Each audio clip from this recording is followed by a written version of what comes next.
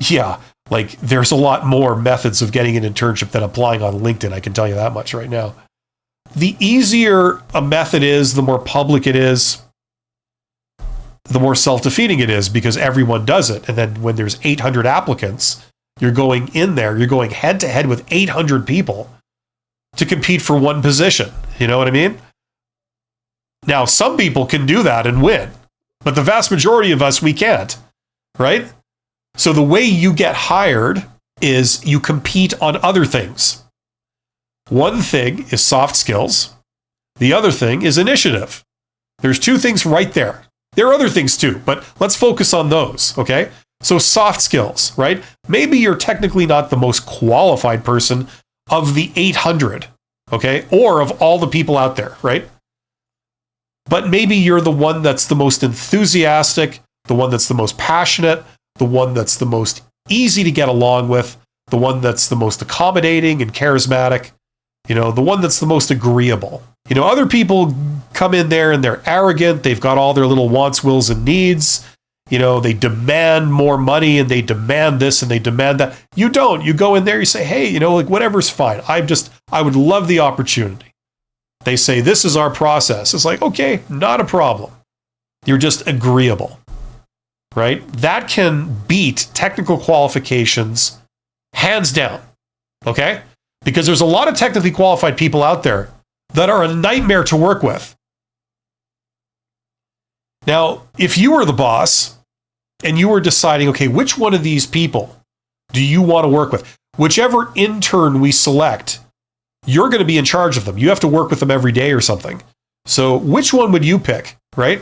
It may not necessarily be the one with the most technical qualifications. It'll be the one that you want to work with the most. Maybe, that person just seems like really mean and, upset or very finicky, and everything has to be to their liking, or they seem to get offended over every little thing. That one is very arrogant. This one, they're just happy to be there. They seem very accommodating. That's the person I want to work with, right? The other way you get a job is by being the one person who showed up, right? 800 people might click the apply button on LinkedIn. How many of those people will have called the hiring manager? How many of those people will have shown up to meet the hiring manager? It won't be 800, I can tell you that much. It might be 2, if that. Let's say it's 1 and you're the one. Now, at that point, the hiring manager still has to make a decision between 800 people. You're one of them, okay? You applied online, but you also showed up in person. Now, at that point, they have to decide, should I pick someone that is just a resume on a desk? I don't know them. I've never met them. I don't know who they are. Everything on their resume could be a lie, for all I know, right? Or do I pick the one person that I've actually already met, the person that I can tell is genuinely very enthusiastic about this position because they showed up? That takes effort and time. And, it's maybe a little nerve-wracking sometimes, right? But they did that. So they obviously care about this.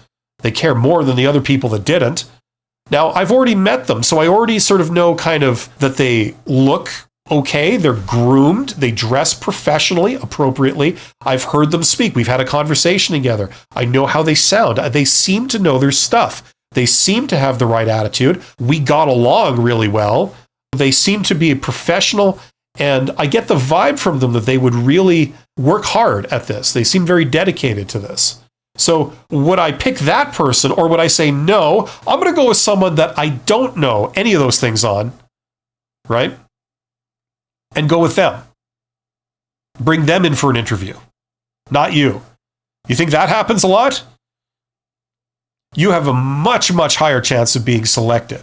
Were you the best person? Did you beat the other 800 like hands down going head to head with them? No, you're the only one that showed up. And that way you signaled that you cared more than all these others, right? Okay, so that's another way. So learn about some of these other methods. Like, you don't necessarily have to show up in person if you don't want to, but But I'm saying like there's other ways of doing it. And in fact, most people don't go through these processes like LinkedIn to get the job. It's something like 20% of people get hired by applying to an online job posting, right? Whether that's on Indeed or LinkedIn or anywhere else, ZipRecruiter, Monster, all those other places. Most people don't use those. Most people get hired through other methods, right? Now, don't take my word for this. Go do your own research. Go learn about all these other methods, okay? The big one is networking. Go learn about networking. It's a fallacy that you need to know a million people. You don't. You could know absolutely nobody and get a job through networking quite relatively easily. So go learn about that. I have a couple of videos that are linked in the description box below this live stream. One is called Hidden Job Market. The other one is called How Successful People Get Jobs. So check those out. Those might give you some ideas. But I encourage you to learn about this stuff yourself. Get your information from a variety of sources. Don't get your information from any one source. And then more than just getting advice, go out and try things, okay? The more you learn about this, things like the hidden job market and things like, how to get a job through networking, it won't just benefit you now to get your next job. It will benefit you for the entire rest of your career. You will end up getting selected more. Opportunities will come your way more often, right? If you learn some of these principles. Okay, so there's a lot more at stake than simply like you just getting your next job quicker or something. Okay, you can get better jobs. The best jobs are not posted publicly because they don't need to post them publicly. They're not having any problems finding candidates.